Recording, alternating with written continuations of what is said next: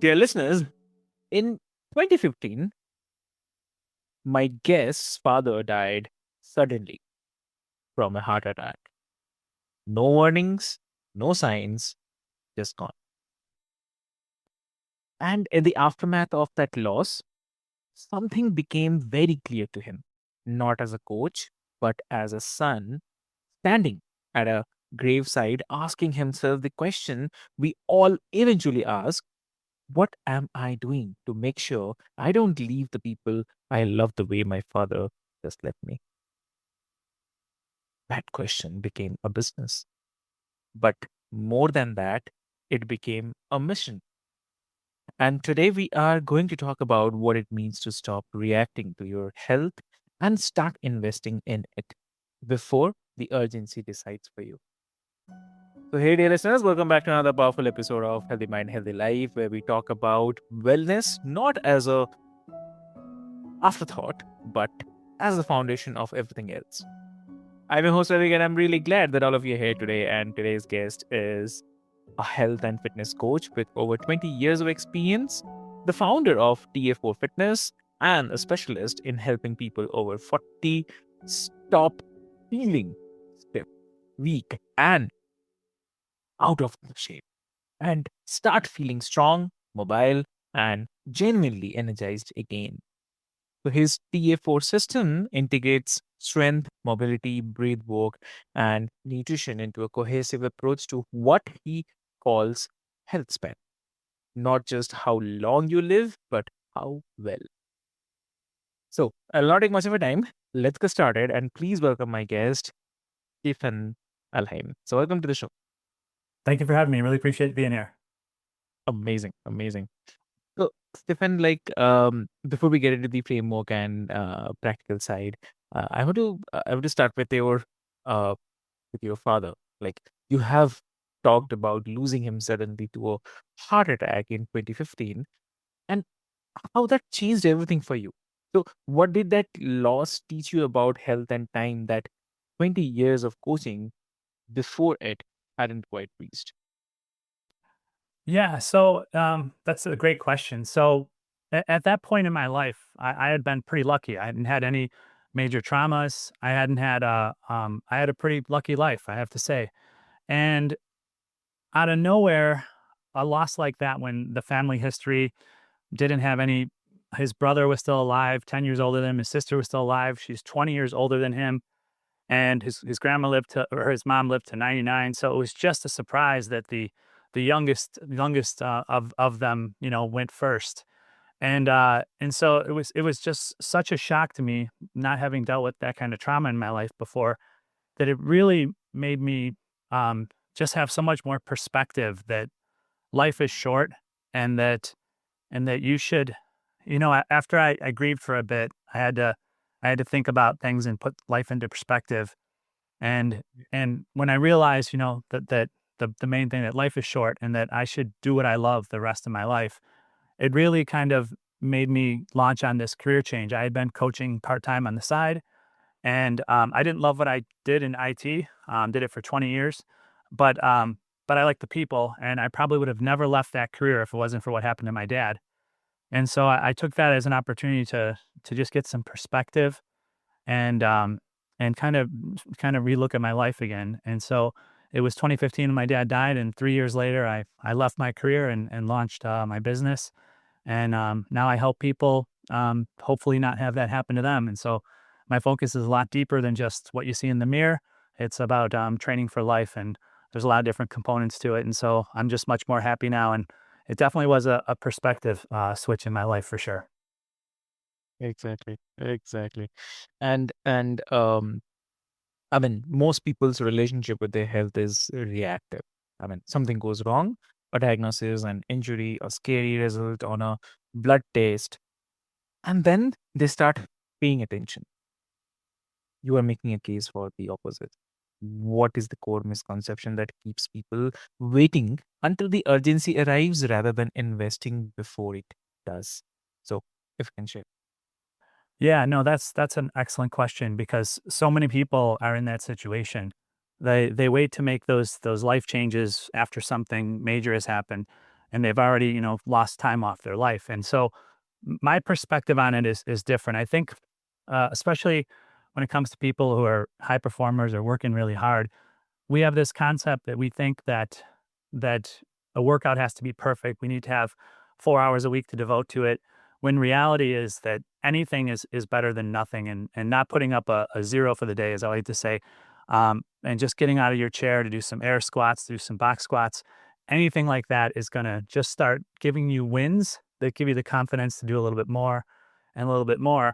And when you get to the point where you've gotten some wins, one thing I always tell everybody is just like you should get blood work every year. There's an important thing called a movement screen you should also have done, and that's going to show you weaknesses in your body and areas where you have opportunities to improve. And when you work on those things, those weak points in those areas that you find in a movement screen, that's where you can start making these small improvements and building a better foundation.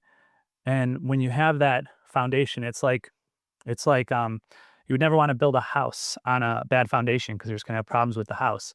And if you fix your foundation through movement screens and fixing what's kind of underlying there, making the invisible visible, then you can have a much better future of health, and your body already has a better baseline.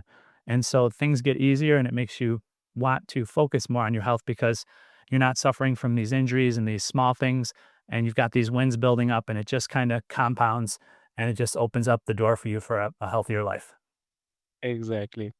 And here, I mean, I would love to mention it's like, and over the 40 population specifically, because that's who you work with, and that's where the stakes become more or most visible. So, what is happening in the body that in that decade that makes intentional investment in the health both, uh, I mean, more urgent and more impactful than any earlier stage? Yeah, I mean, I believe that's a great question. I believe that, and so I'm 51 myself, and I believe that in your 40s, you start kind of realizing that even in your late 30s, that young body you had that seemed more indestructible and stuff isn't there as much anymore. And what's happened though is, yes, aging does have an effect, but it's also everything we do in our lives. So it's the sitting, it's if you're not active, it all builds up, and then you start getting these mobility compensations, and maybe you've had some surgeries.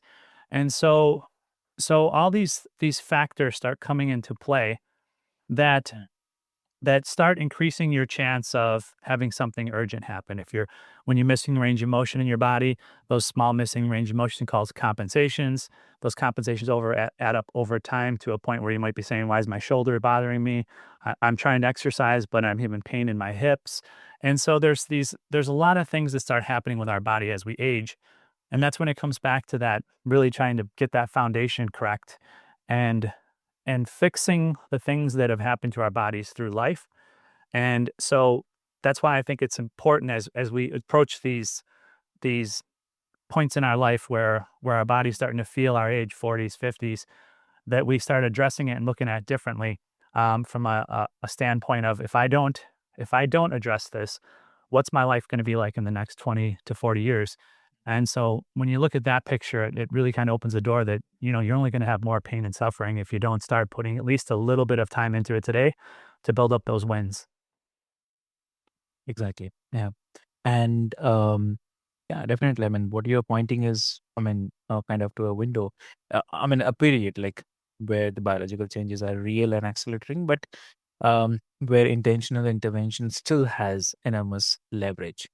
The difference between someone who begins serious, consistent investment in their body at 42 versus someone who waits until 55 for a health crisis to motivate them is not a small difference in outcome. So yeah, exactly. Mm. Uh, and about TA4 system, um, yeah, it brings together four things, which is strength, mobility, breath work, and nutrition. So I want to understand like why those four specifically, like how they work together, because uh, I mean most fitness conversations focus on one or two of these and ignore the others. So what happens? I mean, if you could share. Yeah, no, it's a great question. And I think it comes down to how our bodies work. And so I think that a lot of people will focus on one aspect, like being a strength coach or something like that. And there's nothing wrong with that. But when your goal is to build strength, if you look at it from Mm, muscle groups, you're looking at it from a segmented viewpoint. And our body doesn't work in muscles; it works in movements. And mm, so, as I started building my system up for adults over 40, I realized that the mm, fitness industry has their strength coaches, their yoga coaches, and but they needed more of a comprehensive solution that addresses it all. And so, mm, when I started building my programs, I realized yes, we need to have strength because skeletal muscle is the tissue of longevity, yeah, but then we also need to have good range of motion, and then you have to have all these supporting things like a good base of breathing is just so important to so many different mm, aspects in our life, how we sleep, our ability to deliver oxygen to our body, endurance. And so I started looking at these subcomponents, one of which is also hidden in there is zone two cardio for heart health. And and when you start comparing all the things you should be doing in life rather than just looking at one component, it really comes down to a more of a system view and more of a health span longevity view of how you take care of your body. And that's another reason why I call it training for life and not just looks, because there's much more that goes into training for mm. life than just looks. Got it. Got it. And like because I mean the breathe work, because that's the one that surprises people most when it shows up in a fitness context. Most people think of breathing as something that just happens, Mhm. not something that you train. So, what does training your breath actually change in someone's body and daily experience? Yeah, that's a great question because a lot of people don't understand breath work. And so one thing I do with all my clients, as I mentioned, the movement screen is I test how well they breathe. And a lot of people don't understand that oxygen dropping isn't your signal to breathe; it's carbon dioxide rising. And so if you have a higher sensitivity to carbon dioxide, you have a little bit more air hunger and stuff like that. And if you can Hmm. have that come down by proper breathing exercises and learn to create air hunger, they can have a lot of shifts in your body. So people who have cold hands and feet tend to sometimes be mouth breathers or have high Mhm. sensitivity to carbon dioxide. And when you perform breathing exercises, you can actually feel more blood flow go into your hands and feet. So you got different small effects like that. They have the mental health benefit because if you Mhm. focus on your breathing, it can also serve as like a meditation, a mindfulness. And then thirdly, a lot of people, I try and get my clients to tape their mouth during workouts. And the reason why is because you can be much more efficient when you learn to breathe properly through your nose, deliver more oxygen, but also but also stay more calm and keep your heart rate down. So I see a lot of people in gyms who are mouth breathing and they're running, but if they learn to just breathe more efficiently through their nose, you can train yourself to deliver more oxygen in your body over time and then be more efficient with your energy levels. And so there's just a lot of cool interesting components to breath work. A lot of professional athletes are getting more into it now because they realize that if you're already efficient at a technique, say you're running and stuff like that, sometimes your biggest performance benefits can come from learning to breathe better and deliver more oxygen to your body. Exactly.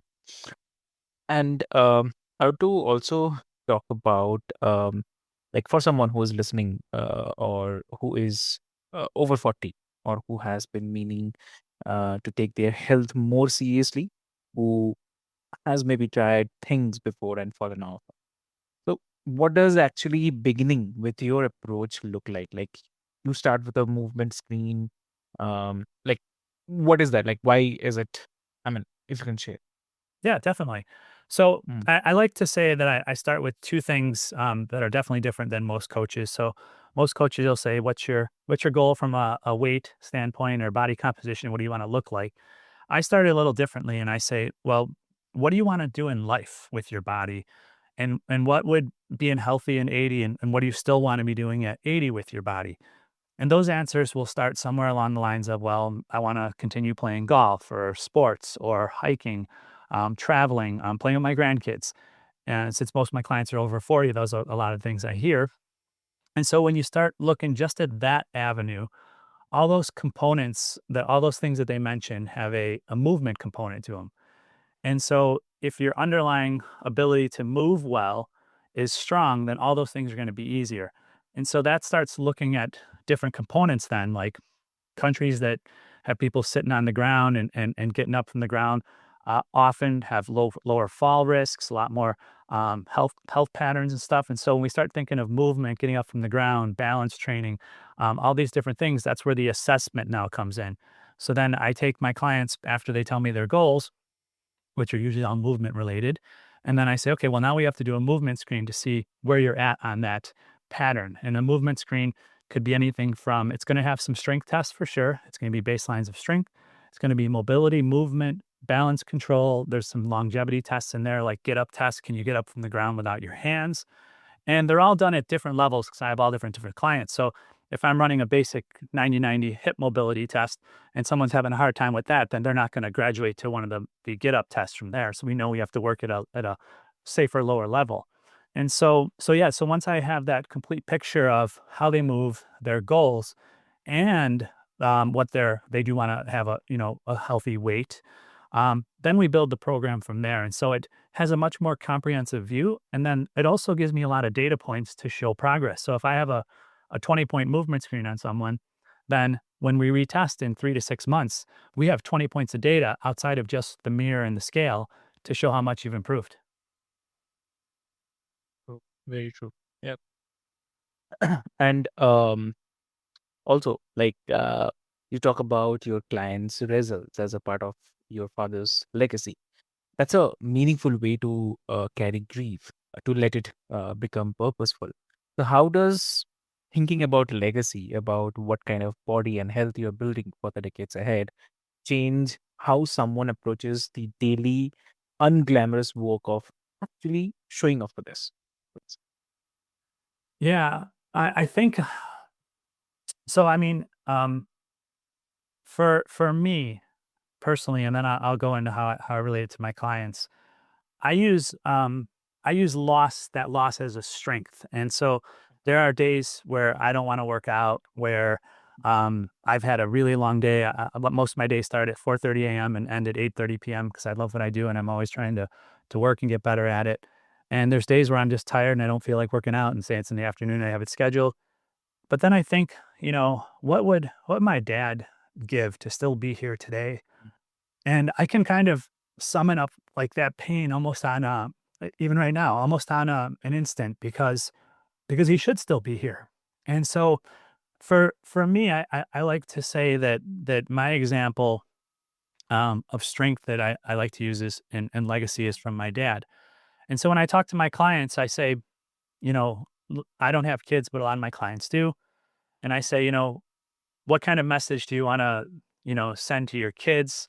How long do you want to be here for them? And so I think it's about finding what is going to motivate them and digging a little deep to understand, what message they want to send to their kids, or what Mm, have they felt in their life that can be something that helps them motivate themselves to do the right things and take care of their health, because every day is a challenge. And I think one of our programmings with our body is that our bodies want to conserve energy, because, and that's been since, for a long time with us, because we, back in the day when we used to have to run for our lives from tigers and stuff, we don't have to do that anymore, but our body still wants to conserve energy. And so you have to have like a little bit of a motivation there, and a little bit of knowledge that you're capable of more than you think you are, and then use the motivation to just go ahead and know it's you have to put in the work to make sure you have a good life and live a good example. exactly, exactly. And um, if listeners wants to connect with you, what will be the great medium to connect? Yeah, no, I'm on all of the socials except for probably the only one I'm not on much is Twitter, but which is now X. But I'm on Facebook, Instagram, LinkedIn, TikTok, YouTube, and then you can always find me on my webpage there too, and learn a little bit more about me, and fill out an application there if you're interested in learning about how my coaching works. Exactly. Amazing. Great. So, dear listeners, what I'll do is I'll put all the links and the details into the show notes for your easy reference. And That's a wrap for today's episode of Healthy Mind, Healthy Life. And if this conversation made you think about what you want your body to be capable of in 10 or 20 years and what you are doing today to build toward that, please let that thought become an action, even a small one today, right? So, Stefan's details and TA4 Fitness will be there in the show notes. And if someone in your life is in that 40 plus window and has been putting this off, please share this episode with them. With this hope, this is your host, Avik, and this is Healthy Mind, Healthy Life. I'll just say, train for the life you want to live, not the one that you are already managed. Take care of yourselves and see you next time. Thank you so much. Thank you.